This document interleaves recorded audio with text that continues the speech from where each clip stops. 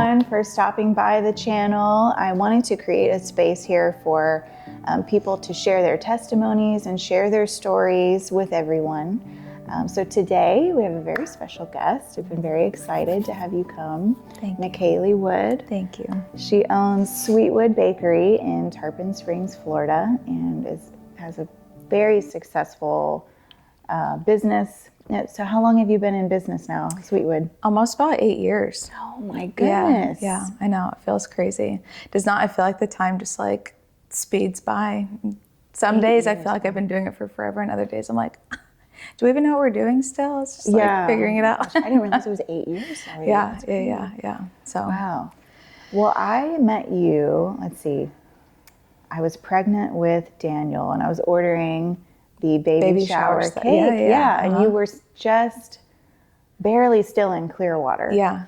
And you started to tell me a little bit of the way, like how it all happened, Sweetwood coming to be. And I've just heard little snippets throughout the years, and I thought, gosh, I would love to hear the full story, like from start to finish of you opening this extremely successful business with the Lord, with your husband, all of it. So for you, was it all the way back in childhood? You just always wanted to be the owner? Really? Yeah. It really was? Yeah. It's kind of crazy. So going all the way back, ever since I was little, I'd loved to bake. And so like I baked with my mom and like my grandma and my aunt, and like they always just like allowed me to make a mess in the kitchen, which was like really fun and really sweet. So I feel like I could just like do whatever and play around. So ever since I was little, I'd always talked about wanting to own a bakery one day, but I just never really thought it was reality. You always talked about. Yeah.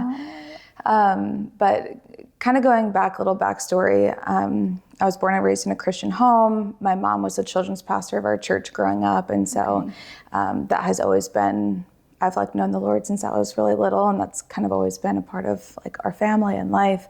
My mom and I were very similar. She was very like type B personality, go with the flow.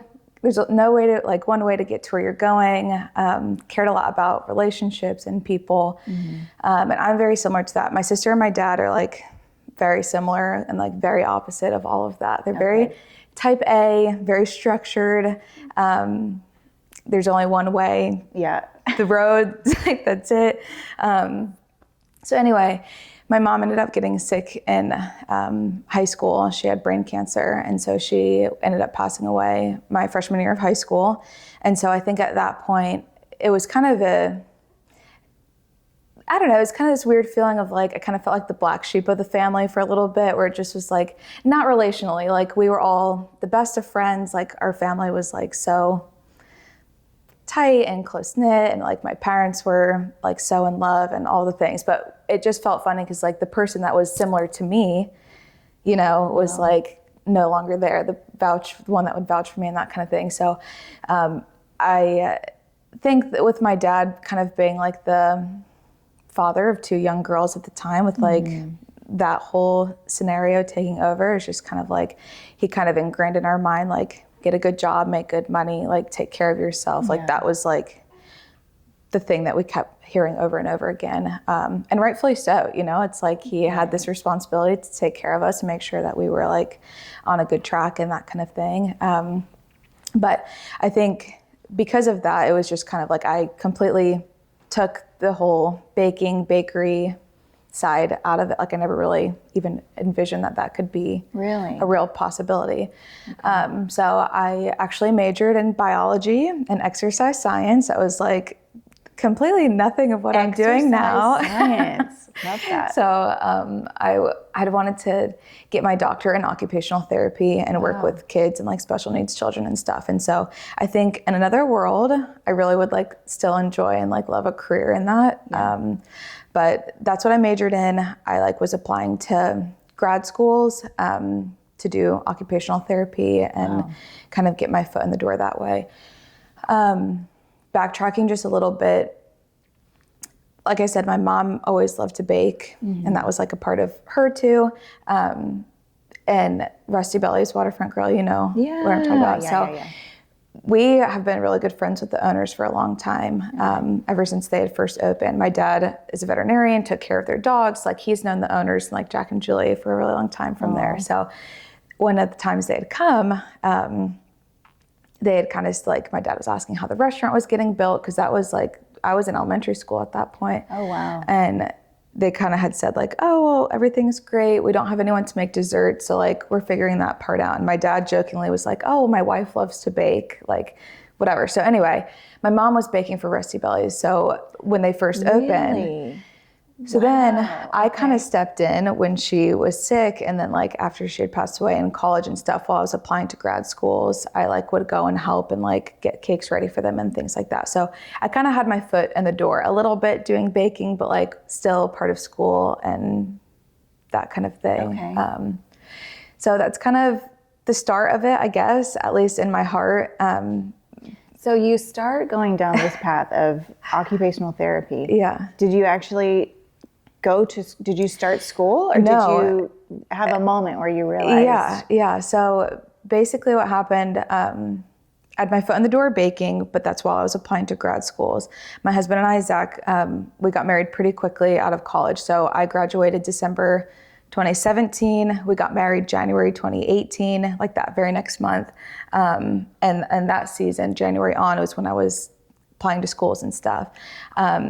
Zach had a finance background. He did like accounting and finance for a tech company in Clearwater.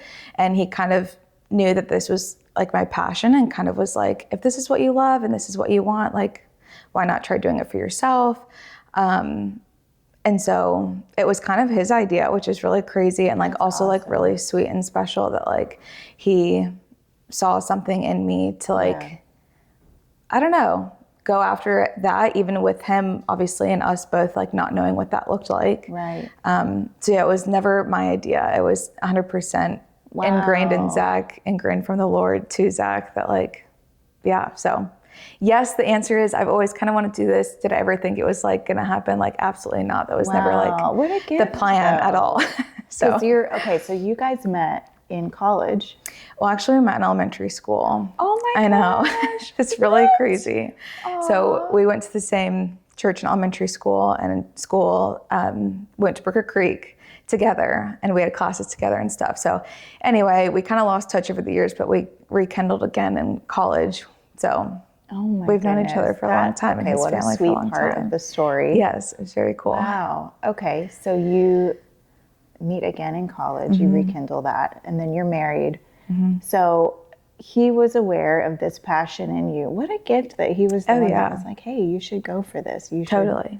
Wow. Totally. And as we get more into the story, I think it will be begin to be very clear. But I think what's funny, and sometimes like, truthfully, sometimes bothers me a little bit, but like, again, I totally understand, because I think from the outside looking in, everyone looks at me like, oh, I'm the baker, I'm the one that has the passion, I'm the like, one that decorates the cakes, like the face of, the face of the business, which is nice and so incredibly sweet and humbling. But like, it's 100% like all Zach. And like, I mean, obviously all the Lord, but like Zach was the one that was like engineering the whole thing. I am like not process oriented in the least. I am like, I don't know. I'm very much the creative. So like he has like handled all of the back end, has like figured out all the needs to like take it to become a business. Basically does all of the things to make it a business. And I just like play during the day and do the run to day. The day-to-day stuff. Yeah, for sure. That's something I think people notice is a husband and wife running the business together, because some couples can't do that, you know? So, and you guys do it successfully and you do it well. Thank you. So to see, you know, Zach being supportive and to hear that he was the one even that say, hey, if this is where your passion is. And it was crazy. I mean, like when we, like I said, we got married in January. He kind of had brought the idea up to me, but like we kind of were just still sitting on it a little bit. We like started the LLC March 2018, so like 3 months or 2 months after we got married. But that whole year, it was truly, because he was still working at the tech company, Okay. doing finance and accounting for them. And so I don't know, that whole year was just like prayer and fasting and just trying to figure out what that all meant, because it wasn't just a random idea that was just like, oh, whatever, Yeah, like I that would could be love cool for you. It was something that I think the Lord spoke to Zach to then like bring it up to me, to then I was like, there's no way, like how in the What was world. your reaction when he said, hey, I think you need to go for this? Yeah, I think my main feeling was just kind of like, that's very sweet that you think that like I can do that, but also like we are just got married like 2 months ago. Like we're young. I think I was 22. So like who's to say that like I can run a business? I know nothing about any of that. Like, I don't know. I was very, I think humbled is a good word, but also just like I felt honored that he could see me in a light like that. Like made me think that like I was capable of something more in this. And just that like, not that my dad wouldn't have encouraged any of this at all by any means. Like my dad is like my biggest fan and biggest supporter, and like I'm so close with him, but just seeing someone else, like a different perspective, to see me, that's like life's not just about making money and being successful, and like obviously everyone wants those things, but like what's the deeper root, and like what has the Lord ingrained in your heart that you want?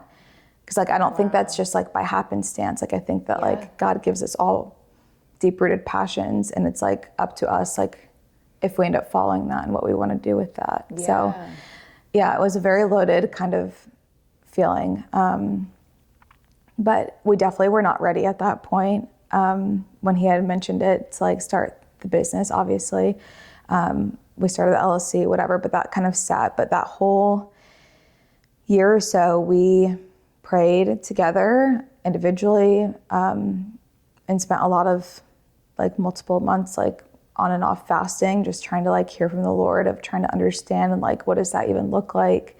And I started catching on to feeling like it was definitely something that the Lord was speaking to both of us.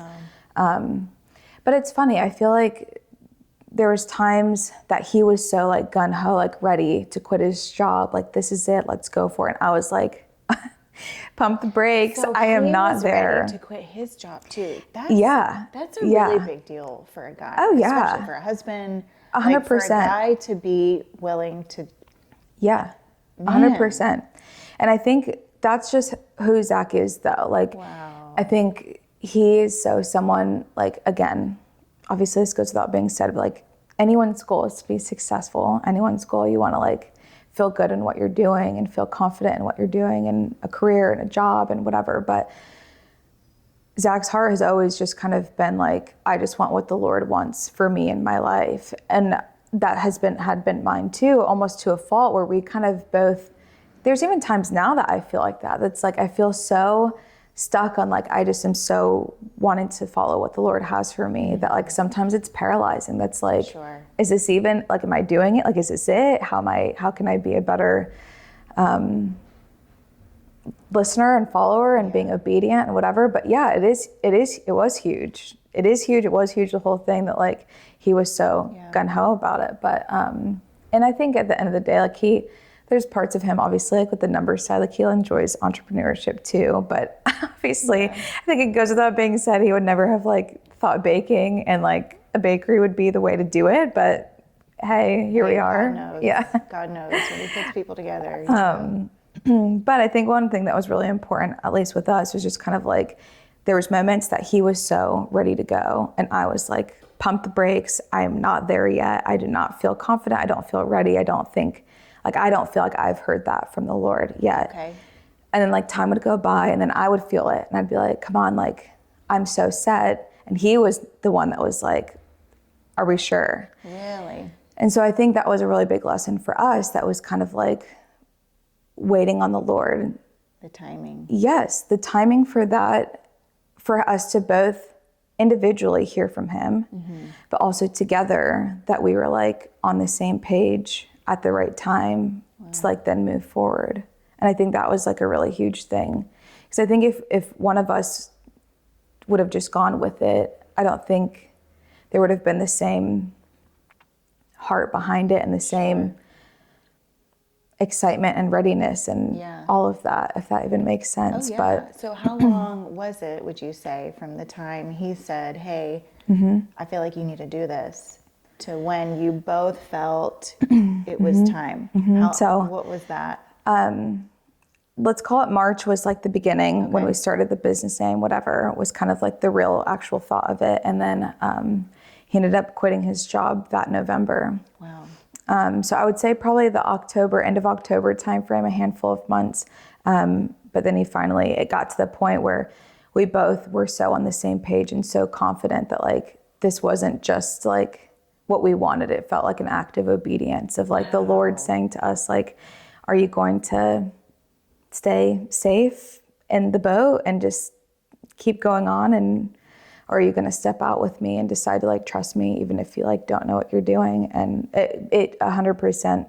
I look back on that season and it was like one of the hardest years. Like, right, you're learning to be married, you're young. It was also this funny feeling of like, because I was young, I like was that weird transition of like coming out from your parents or my dad and like learning to come out on my own and make my own decisions and like trusting myself, but like also trusting my spouse that like now I'm listening to him besides like my parent, you know?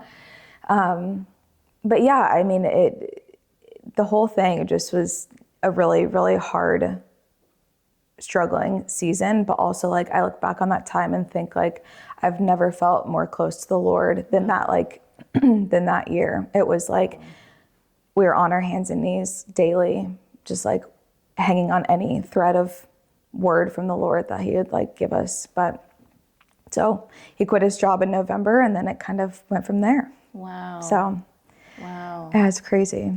So and you started in Clearwater. So that was a funny aspect to it. My grandparents own a flower shop in Clearwater. It was your grandparents' flower shop. Yes. Okay. Yes. I Yes. think you did tell me so that. it was a very bizarre way of going about it, but my grandparents started this florist. They've been open for about 60 years now. My aunt and uncle have taken over the business, and my uncle kind of had made a comment to us that year when we were praying, like that they had extra greenhouse storage space that wasn't being used. You're welcome to have it if you like want to build a kitchen out of it, whatever. When I tell you, it was like 270 square feet. It's like a 9x11 room. You like look left and you look right and you're like, you're there. Like that's it. So it was like in the back of their garage. It was very, very small and very sweet, small beginning, but it was like exactly what we needed at the time just to kind of like get going. We were doing wholesale to Rusty Bellies, and we also had a couple other like wholesale restaurant accounts that we were just doing a few cakes for and desserts for and stuff. But we had some custom orders start, so it was kind of just growth from there. But it was a very weird start as far as where we were being in the florist, but it worked. It was exactly what we needed. So well, I feel like as soon as I heard about Sweetwood, I realized, okay, everybody knows about Sweetwood. Like I need to venture out and see what this is. And then it happened to be, you were only in that location for I think a few more weeks before you went to Tarpon. Yeah, that's right. Yeah, but we had been there, I think it would probably have been about 3 years or so. Wow. So you were at the tail end, like the one we had met, I was at the tail end of that for sure. Because I think the ultimate goal, I mean, from the jump, like when Zach had the idea or had brought it up to me, the ultimate goal was to have more of like a storefront where you did like, still had the custom cakes, but like you had the retail space where like people could come and enjoy and like have community and feel loved and seen and safe, even if it was just like a short interaction that was like to create that space and that culture where it was like an inviting place that people wanted to like spend time with their loved ones, I guess. It absolutely is. And so that was like the goal from the jump. But I think, again, being young and like having this idea, we kind of were like, we would just want to start small and build a brand and proof of concept before we just like jumped into that. And so we kind of like always had the storefront in the back of our mind, but continued to kind of work into that a little bit. But again, that was another thing that we just waited on the Lord for him to guide that. And I think that's at least with our business and with our stories. I know it's so cliche and that's what everyone wants to say, but like truly that I feel like unqualified to be doing this every day of my life. Really? So many days I just joke that like I'm flying by the seat of my pants, figuring it out as I go, with Zach too. But it's totally just been based off of like where the Lord wants to take this. And I think that like, there's a lot of times small businesses can fail because it's so like you have this tight clinch on like the dream and like what you want, that you'll do anything and everything to like make it happen and make it work. And I think Zach and I's position on it, Sweetwood, and the business the whole time has kind of just been like, if the Lord told me tomorrow to like close the door, then like, great, like what's next? Like, let's figure it out from there. And I think that's like been an important thing for us to like keep each other in check on, that like at any point, like this isn't our business and like our job is just to be obedient with what the Lord has given us, and like whatever that looks like, it's what that looks like. But so beautiful though, like that aspect of just depending on the Lord. It's scary though, for sure. I can imagine. I mean, I can imagine. Yeah. But I mean, just holding like it with so anything in life though, you know? Yeah. I don't know. And I think that was one of the scariest things, was just like, and I make fun of myself and joke a little bit because it's like, I've known the Lord for all of my life, and how am I not keen on this? But like when you make the decision to like step out of the boat, and you make the decision to finally be like, okay, Lord, like I hear you like so loud and clear, and I know that this is what you're asking of me, and I'm finally gonna like step out and do it. I think I had this thought of like that the path is just gonna lay out, and like you're gonna know what to do, and like doors are gonna open and things are gonna happen. And it was nothing like that. It was so incredibly dark and quiet, and I just feel like the Lord went silent, and I'm just like, what did we do? That was the worst decision we could have ever made. Like, what are we thinking? Like, just all of that stuff. And I think one thing that Zach and I did that I would encourage to anyone, that's just that whole year when we were praying about it and praying about the business and what that looked like, we had like a shared note in our phone of kind of where the Lord was speaking at every point. Like if the Lord spoke to me directly, I would make note of it on my phone, on this shared note app that we had. If Zach heard from God, if we together like experienced or encountered the Lord, like we would keep note of all of it. And I think that was like something that is so helpful to when you do get to those days, because it's like inevitable that that's going to happen. But when you get to the days of like, why on earth did I do this? And what were we thinking? And like, we made the biggest mistake. And when the Lord is silent in that time, you get to like look back on those moments because you know. Like, these are all the ways that he's moved, and these are all the ways that he's talked to me over this time. And like when he is not speaking at that moment, you like go back, what was like the last thing that he said, and like what was the last thing that you heard, and just like sticking on that to like continue to get you through until you start feeling you pick it up again. But I don't know, to be writing down those moments when the Lord speaks to you, because it's how often do we find ourselves in those moments of like, totally, Lord, I don't hear you, what's going on? And then it just like sends you down this spiral of like, I didn't hear right. Hear the Lord? This was me. This was all me. And like, what am I doing? So I don't know. That was like a huge component. And there's days that we even look back on 8 years later, 7 years later now, that like, wow, thank you. Like even when I'm like questioning it still, you know, so.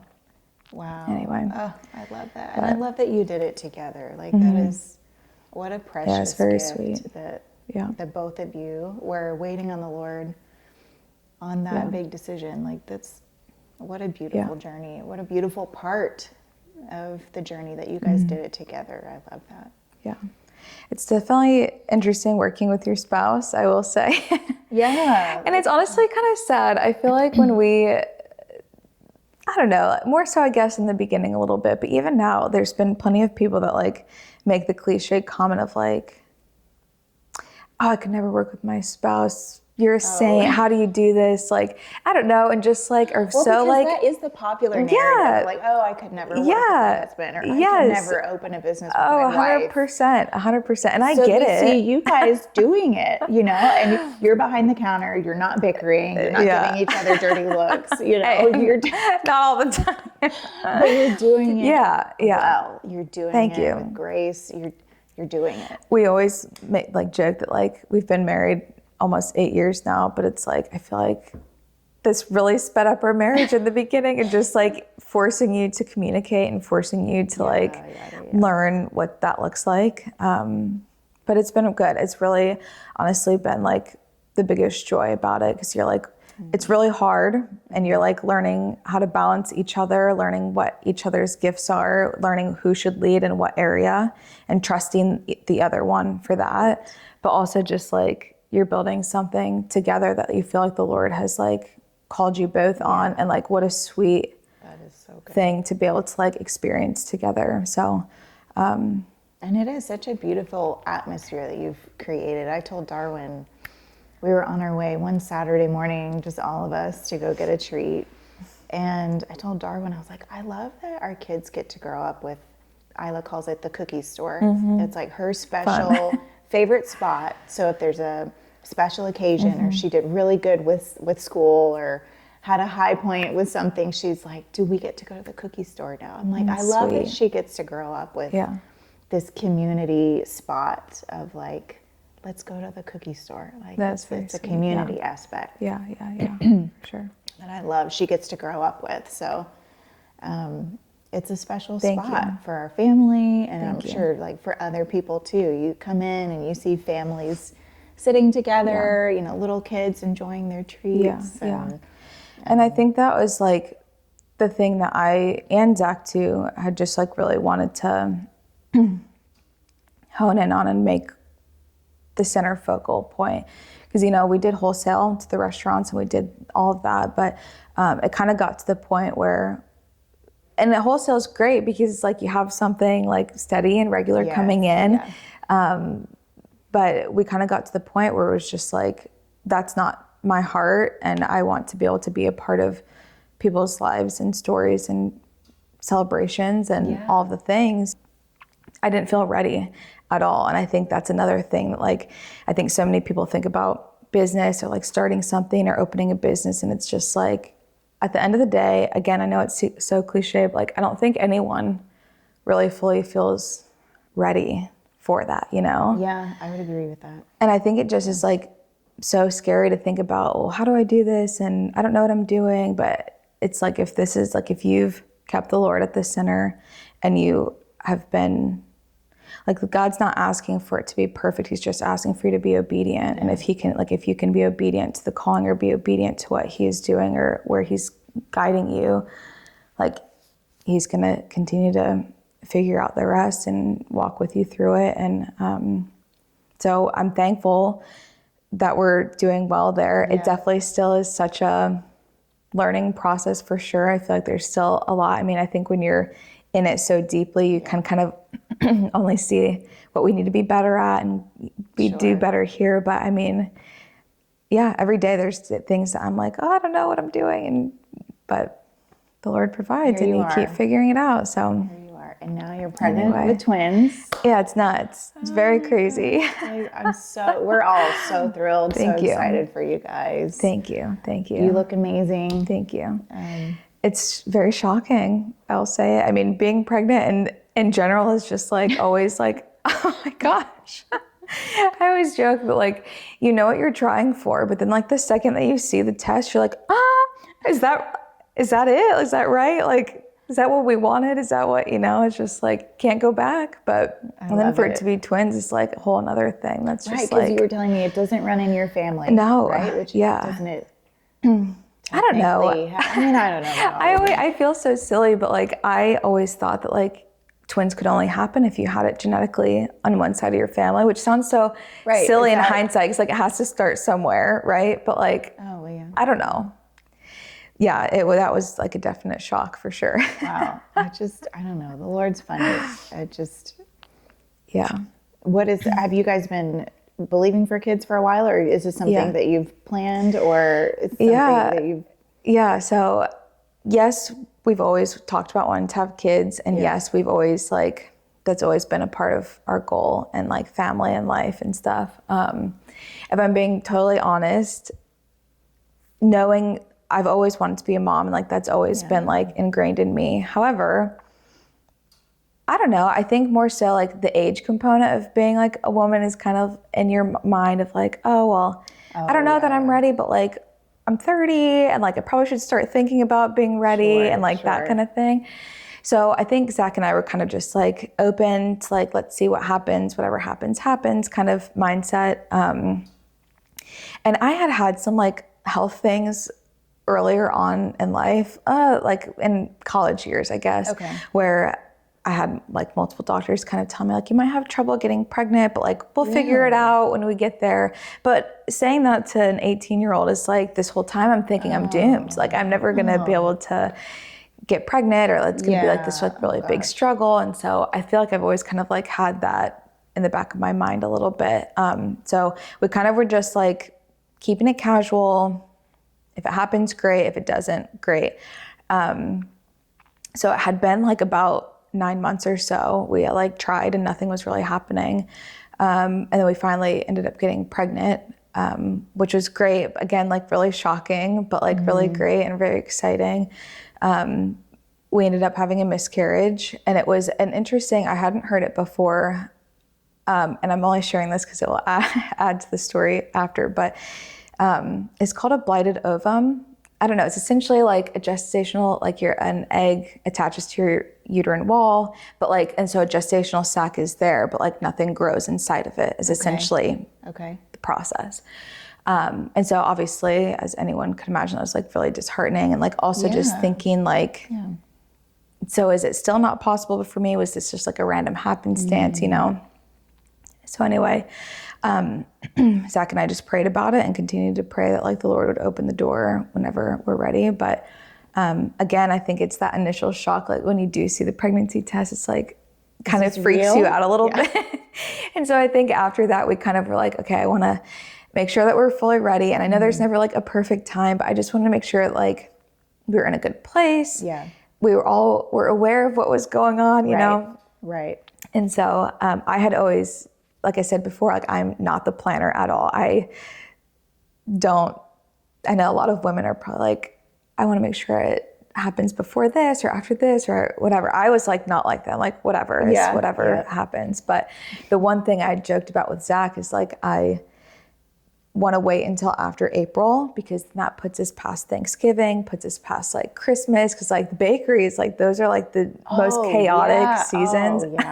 You're right. It is like the busiest, but like the most fun, but also like the most stressful, like 2 months. And so I'm like thinking, if we can just wait until like, if we can get pregnant after April, that will send us into the new year and we'll be totally fine. I'll be like all set for there. So lo and behold, God's like, nope. We weren't even really trying for it to happen at that point. And it was really shocking in an exciting way, but also like oh my word, like it took us 9 months the last time, and now all of a sudden, like the one time, like here we are. And so anyway, we went to the first appointment at the 8-week appointment, and I was obviously really nervous because at the last time there was something there, but not completely there and whatever. And so the ultrasound tech, she was a little bit younger, and she went through the whole ultrasound, right? It was like, I don't know, 20 minutes. She's like, I'm just going to take all the boring measurements of like all of the things. I didn't see any baby yet, but she was like, I just want to let you know, like there is a baby and there is a heartbeat. I'm like, okay, great. We can breathe a little bit easier. And finally, like after 20 minutes or so, she kind of looked at Zach and I and it was like, I don't want to concern either of you, but I'm seeing 2 gestational sacs. My supervisor's here. I want her to take a look before I overspeak. But like, that's all she said. So I'm like, you're like, from my last experience, like I had that, but like nothing was in it. So I'm thinking something's growing that shouldn't be growing. Something's wrong. Something's like not right. Like again, as I just didn't even think twins were even a thing. So anyway, supervisor comes in and like minutes later, she was like, congrats, there's 2. And I was like, to what? Like, what? Like, what?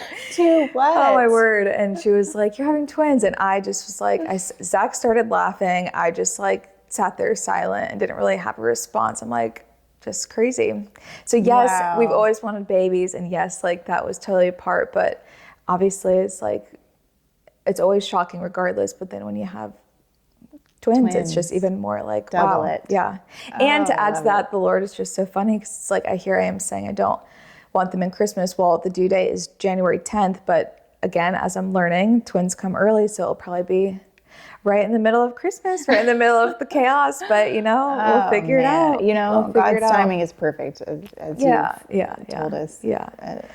It's so beautiful. It just is funny. And I just keep saying, like, I didn't ask for twins. I didn't like check a box that said like, this is what I want. But again, if this is what the Lord has for us, I know that like, it will be exactly what we need. Part of the He'll journey, figure it part of out, the and he'll help adventure. us along the way. So we'll see. But it's very exciting. I'm so thankful. Yeah. Well, you look great. Thank you. Yeah. Thank you. Thanks for taking the time out Yes, to absolutely. come and share your story with us and Thank you. Thank you for having me. It's really share the sweet. encouragement. Thank you. So